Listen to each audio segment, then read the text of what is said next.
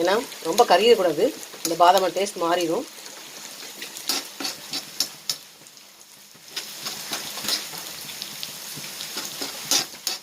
இந்த வறுத்த பாசிப்பருப்பு பாசிப்பயிரை அரைச்சதை மிக்சியில் அரைச்சதை நெய்யோடு சேர்த்து இந்த வெள்ளைப்பாவு சேர்த்து உருண்டை பிடிக்க வேண்டியதான். இந்த பாதாம் எதுக்கு நெய்யில் வரும்னா வந்து அப்போ தான் கெட்டு போகாது. ஒரு 4 நாள் வச்சு சாப்பிட்லாம். உருண்டை எடுத்து சாப்பிடும்போது கெட்டு போகாது. பச்சையாக போட்டோம்னா ஏன்னா 10 நிமிஷம் தண்ணியில் போட்டு ஊற வைக்கிறோம் பார்த்தீங்களா, அதனால் பூஜைத்தன்மை வரணும் தான் இந்த மாதிரி நெய்யில் வறுத்துட்டோன்னா நமக்கு வந்து கெட்டு போகாது, வச்சு சாப்பிட்லாம்.